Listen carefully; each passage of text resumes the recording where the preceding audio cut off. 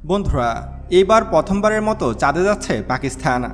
চীনের সহায়তায় 2029 সালে প্রথম চন্দ্রযান জিন্না-1 চাঁদে পাঠাবে পাকিস্তান।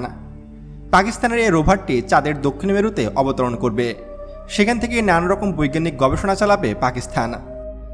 আপনাদের নিশ্চয়ই মনে আছে, এর আগে ভারতও কিন্তু চাঁদে চন্দ্রযান-3 লঞ্চ করেছিল, কিন্তু সেই মিশনটি বাজেভাবে ব্যর্থ হয়। ফলে সারা বিশ্বব্যাপী হাসির পাত্রে পরিণত হয় ভারতের মহাকাশ গবেষণা সংস্থা ইসরো। আপনাদেরকে জানিয়ে রাখি, ভারতও কিন্তু চাঁদের দক্ষিণ মেরুতেই গবেষণা চালাতে চেয়েছিল, কিন্তু ভারত সেখানে ব্যর্থ হয়েছে। আর সেই দক্ষিণ মেরুতেই এবার চন্দ্রযান পাঠাচ্ছে পাকিস্তান। পাকিস্তান কেন চাঁদের দক্ষিণ মেরুতে চন্দ্রযান পাঠাচ্ছে? শুধু পাকিস্তানই নয়, চীন, রাশিয়া, মার্কিন যুক্তরাষ্ট্রের মতো দেশও কিন্তু চাঁদের এই দক্ষিণ মেরু নিয়ে ব্যাপক গবেষণা চালাচ্ছে। আজকের ভিডিওটিতে আমরা জানব চাঁদের দক্ষিণ মেরুতে কি রয়েছে এবং পাকিস্তান কেন চাঁদের দক্ষিণ মেরু নিয়ে গবেষণা চালাতে যাচ্ছে, এবং বাংলাদেশের চেয়েও দুর্বল অর্থনীতি নিয়ে পাকিস্তান চাঁদে যেতে পারলে বাংলাদেশ কেন পারছে না, এ সম্পর্কেও বিস্তারিত আলোচনা করা হবে আজকের ভিডিওতে। তাই ভিডিওটি মনোযোগ সহকারে একদম শেষ পর্যন্ত দেখতে থাকুন। তো চলুন শুরু করা যাক। বন্ধুরা, চাঁদ নিয়ে মানুষের কৌতূহলের শেষ নেই। মানুষ কল্পকাহিনী থেকে শুরু করে হাজার হাজার বছর ধরে চাঁদ নিয়ে গবেষণা করে আসছে। সর্বশেষ আমাদের প্রতিবেশী দেশ ভারত 2023 সালে চাঁদের উদ্দেশ্যে চন্দ্রযান-3 লঞ্চ করেছিল। ভারতও চেয়েছিল চাঁদের দক্ষিণ মেরুতে গিয়ে গবেষণা করতে, কিন্তু ভারতের চন্দ্রযান-3 রোভারটি পুরোপুরি ব্যর্থ হয় এবং দক্ষিণ মেরুতে হারিয়ে যায়। আর এভাবে ব্যর্থ হয়ে যায় ভারতের চন্দ্র মিশন। এরপর পাকিস্তান চীনের সহযোগিতায় চাঁদে জিন্না-1 নামক নতুন একটি রোভার লঞ্চ করতে চলেছে। 2029 সালে এই চন্দ্রযানটি চাঁদে গিয়ে ল্যান্ড করবে। এখন আপনার মনে প্রশ্ন জাগতে পারে যে চাঁদের দক্ষিণ মেরুতে কি এমন আছে যে পৃথিবীর সব বড় বড় দেশ চাঁদের দক্ষিণ মেরু নিয়ে পড়ে আছে? চলুন সেই বিষয়ে জানা যাক। বন্ধুরা, আমরা পৃথিবী থেকে চাঁদের যে পাশটি দেখতে পাই সেটি হলো চাঁদের উত্তর মেরু, এবং আমরা বিভিন্ন ভিডিও ও পিকচারে চাঁদের যে দৃশ্যগুলো দেখতে পাই সেগুলোও কিন্তু এই উত্তর মেরুর। আর চাঁদের এই উত্তর মেরু কিন্তু সবসময় উজ্জ্বল থাকে, কারণ এইখানেই সূর্যের আলো পড়ে। কিন্তু চাঁদের অপর পাশটি, অর্থাৎ সে অন্ধকার পাশটি হলো দক্ষিণ মেরু। কিন্তু দক্ষিণ মেরুতে কি রয়েছে বা সেখানে পানির সন্ধান আছে কিনা, এই সম্পর্কে কিন্তু বিজ্ঞানীরাও এখনও পর্যন্ত কোনো সঠিক তথ্য দিতে পারেনি। চাঁদের দক্ষিণ মেরু কিন্তু চাঁদের অন্যান্য জায়গার মতো নয়। এটি এমন এক অদ্ভুত জায়গা যার ভৌগোলিক গঠন বিজ্ঞানীদের সবসময় হতবাক করেছে। প্রথমত, এর চির অন্ধকার গর্তগুলো। চাঁদ অক্ষের দিকে হেলে থাকার কারণে এর দক্ষিণ মেরুর গভীরের গর্তগুলোতে কোটি কোটি বছর ধরে সূর্যরশ্মি পৌঁছায়নি। এসব জায়গার তাপমাত্রা -230 ডিগ্রি সেলসিয়াসেরও নিচে। অর্থাৎ চাঁদের এক পাশে সবসময় আলো থাকে আর অন্য পাশে চির অন্ধকার এবং গভীর গর্ত। তবে চাঁদের দক্ষিণ মেরুতে এমন কিছু রয়েছে যা নিয়ে বিজ্ঞানীদের কৌতূহলের শেষ নেই। বিজ্ঞানীরা নিশ্চিত করেছেন যে চাঁদের দক্ষিণ মেরুর এই স্থায়ী অন্ধকার গর্তগুলোতে লুকিয়ে আছে কোটি কোটি টন জমাট বাঁধা বরফ। এখন প্রশ্ন হতে পারে, চাঁদে পানি দিয়ে আমরা কি করব? প্রথমত, পানীয় জল ও অক্সিজেন। ভবিষ্যতে মহাকাশচারীরা চাঁদে গিয়ে এই বরফ গলিয়ে খাওয়ার পানি পাবে এবং তা প্রক্রিয়াজাত করে শ্বাসের জন্য অক্সিজেনও তৈরি করতে পারবে। দ্বিতীয়ত, রকেট ফুয়েল। পানির হাইড্রোজেন ও অক্সিজেন আলাদা করে তৈরি করা যাবে রকেটের শক্তিশালী জ্বালানি। ফলে ভবিষ্যতে যখন মানুষ মঙ্গল গ্রহের উদ্দেশ্যে রওনা দেবে বা অন্য কোনো গ্রহের উদ্দেশ্যে যাত্রা করবে, তখন চাঁদ হতে পারে আমাদের সাব স্টেশন। অর্থাৎ পৃথিবী থেকে মানুষ আগে চাঁদে যাবে, তারপর চাঁদ থেকে অন্য কোনো গ্রহে পা রাখবে। এর মানে হলো পৃথিবী থেকে কোটি কোটি টাকা খরচ করে জ্বালানি বয়ে নিয়ে যেতে হবে না কাউকে। চাঁদ নিজেই হয়ে উঠবে আমাদের রকেটের জ্বালানি কেন্দ্র। শুধু পানি নয়, চাঁদের দক্ষিণ মেরুর মাটিতে লুকিয়ে আছে প্রচুর পরিমাণে হিলিয়াম-3 এবং বিরল সব খনিজ উপাদান। অনেকের ধারণা চাঁদের সেই দক্ষিণ মেরুতে লুকিয়ে আছে হাজার হাজার কোটি টাকার খনিজ সম্পদ এবং অনেক লুকায়িত বস্তু। আর এটি চীন অনেক ভালো মতোই বুঝতে পেরেছে। আর এই কারণেই এবার চীন চাঁদে তৈরি করতে চলেছে মহাকাশ স্টেশন। অর্থাৎ পৃথিবীর বাইরে অন্য কোনো গ্রহে মানুষ এবার স্থায়ীভাবে বসবাস করতে চলেছে। এবার চাঁদের দক্ষিণ মেরুতে আস্ত গবেষণাগার তৈরির পরিকল্পনা করছে চীন। 2045 সালের মধ্যে সেই প্রকল্পের কাজ সম্পন্ন হবে বলে জানিয়েছে তারা। ওই লক্ষ্যমাত্রা ধরে আপাতত এগোচ্ছে বেইজিং। পরিকল্পনা রয়েছে 2045 সালের মধ্যে চাঁদে বহুস্তরীয় গবেষণার প্ল্যাটফর্ম তৈরি করবে চীন। চীনের এই পরিকল্পনা সফল হলে মহাকাশ গবেষণার ক্ষেত্রে চীন অন্য দেশগুলোর চেয়ে অনেক এগিয়ে যাবে।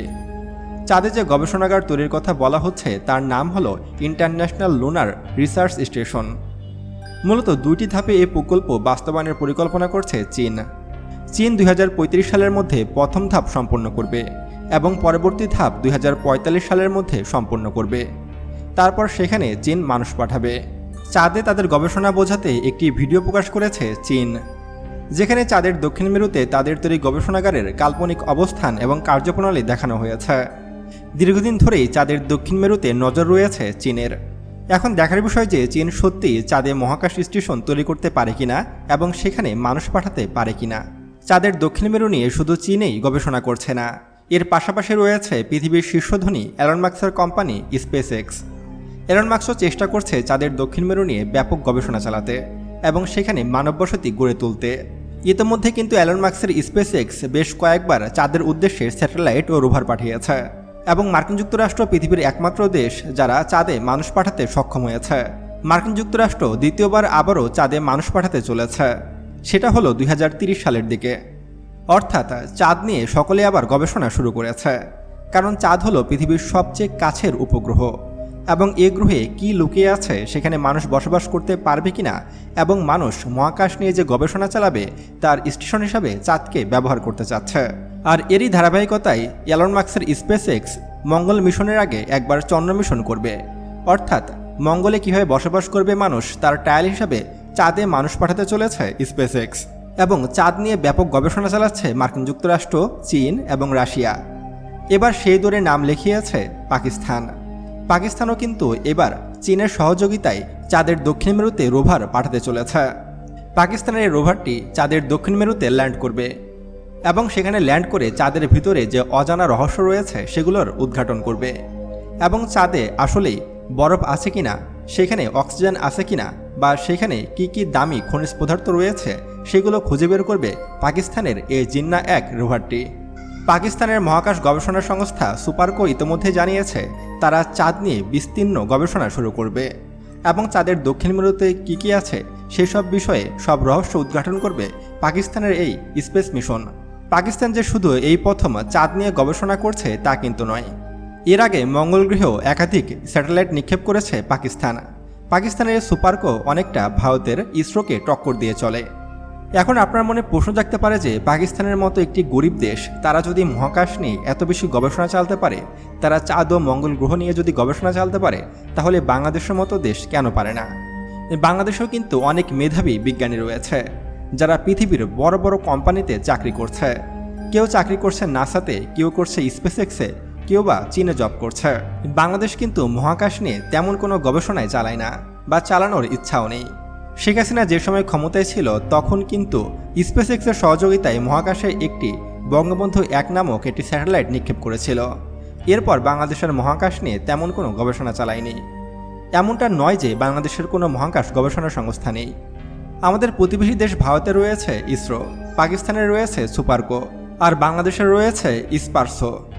বাংলাদেশের এই স্পারসো কিন্তু পাকিস্তানের যে সুপারকো রয়েছে তার অনেক আগে প্রতিষ্ঠিত হয়েছে। 1980 সালে বাংলাদেশ স্পারসো নামক একটি মহাকাশ গবেষণা সংস্থা তৈরি করেছিল, যেটি পরিচালিত হয় ministry of defence government of Bangladesh থেকে। এটার অবস্থান কিন্তু আগারগাঁও, শেরেবাংলানগর, ঢাকা। বাংলাদেশের এই মহাকাশ গবেষণা সংস্থার কিন্তু কোনো উল্লেখযোগ্য সফলতা নেই। এটি শুধুমাত্র নামে একটি প্রতিষ্ঠানে পরিণত হয়েছে এবং সরকারি টাকা লুটপাটের একটি প্রতিষ্ঠানে পরিণত হয়েছে। স্পারসো যদি সঠিকভাবে কাজ করত এবং সঠিক বিজ্ঞানীদেরকে সেখানে জায়গা দিত, তাহলে আজকে পাকিস্তানের যে সুপারকো রয়েছে তার থেকেও অনেক বেশি এগিয়ে থাকত বাংলাদেশের স্পারসো। এমনকি বাংলাদেশে অনেক মানুষ রয়েছে যারা কিনা জানেই না যে আমাদেরও একটি মহাকাশ গবেষণা সংস্থা রয়েছে।